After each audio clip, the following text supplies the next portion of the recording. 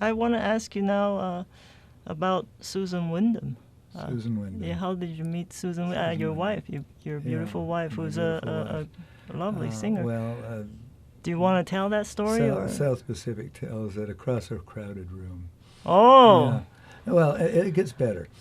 We were both in La Traviata, the most romantic of all operas. Right. She had a secondary role on stage, and I was playing in the pit. And so, come on, you get La Traviata in you for 2 or 3 hours. After the performance, I went across the street to Henny's, which is the place that I played chamber music. Yeah, well, you had the trio. And Henny's was fabulous in the 80s. Because what it was everything of the bar Cheers, where it was a collective of people that knew each other. Everybody knew your name. Everybody knew your name. You walked in and they said, B, Verne! Everybody was getting out of their first marriages. Oh, my goodness. And so it was the best of a high-class pickup bar. And so it was the sexiest possible place in the deep, wonderful, engaging, sensual, terrific sense of the word. And so there she was talking to some friends, and we looked at each other and started talking, and that was it. Wow. My goodness. La Traviata. Yeah, very romantic. That'll do it. See, when people wonder what all the stuff's about in opera, there's a reason to get engaged in opera. For sure. You could meet a really hot chick. You right? got it. There's a this is not as serious as some of the other questions, but I've heard rumors about goats in the back seat of your car. What? I can't even cannot even begin to put that into any sort of context, but more than one person has told me about this. Is this true? Well, yeah. The thing is, the relationship we were just describing was my second and current marriage. Right. My first marriage was everything you should be to be the archetypal 70s person in Spokane.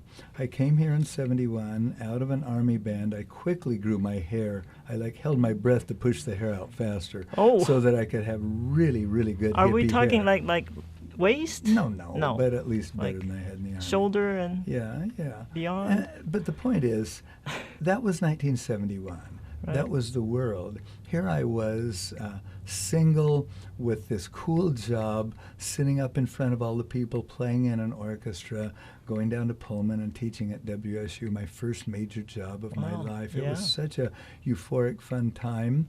And then I met this lovely woman who had moved out here to be a hippie raising goats on the backside of Mount Spokane, and then she got out of a relationship and we found each other, and we bought the most amazing little half-acre place along Hangman Creek, and we got goats and herding dogs and just led about a 8-year idyllic life. Wow. Along there. And sometimes you had the goats in your back seat. Yeah, because we actually got, rather than just scrubby run-the-mill goats, we got into fancy goats. You know, there's a fancy in every part of the world, including goat raising.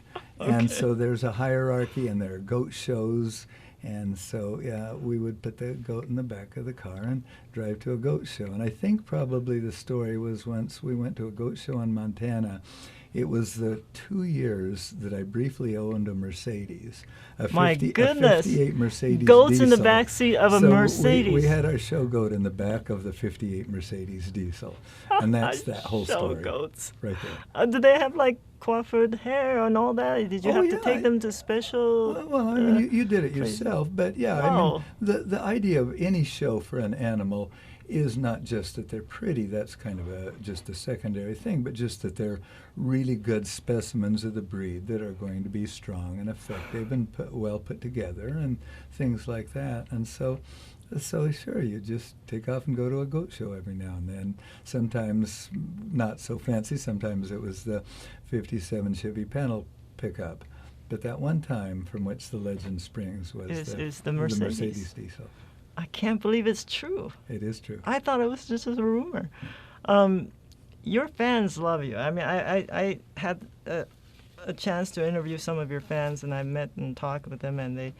can I just tell you some of the things they say about you? They love the way that you teach the listeners about music appreciation. They love that. That's why. But they also love the fact that you're unpretentious and you give honest weather reports. Like you don't I don't know. Are there such things as dishonest weather report? Well, I've always thought my weather report was really dishonest. Is it? Yeah, because if there's a 50-50 chance, I round it off in the direction I want it to be. I see. So I call it see. subjective weather. I see. And then they said they just got the sense that no job is too small, and that you just wanted to cover every detail and make sure everything gets done right, just right. And I really grew up on a appreciate that. subsistence farm outside Moscow, Idaho, and we built everything. We just figured it out and built it, whether it was laying the concrete for the sidewalks or building a building or whatever we had to do. So that was a way of life. I was taught that whatever you need, you do. That's And wonderful. that's deep in me, and I've always appreciated it. And it comes across the airwaves. It's good. amazing, right? And they love the way you're very supportive of young talents, and then we've discussed that. And there was one question from a listener. They wanted to know what it was like for you to interview a famous ex-girlfriend of yours. Is that something you want to discuss, or? Which girlfriend? I don't know. That detail was not given to me. Yeah, but I really truly don't know who that could would be. be, except that I like a lot of people, and again, interviewing is so much fun, and also the people of one's life. One needs to absolutely treasure everyone from your life, because everyone from your life is who you are. Exactly, And, I agree. and why and how and all that stuff. And so it's, you shouldn't have more than a handful of people that you regret from your life.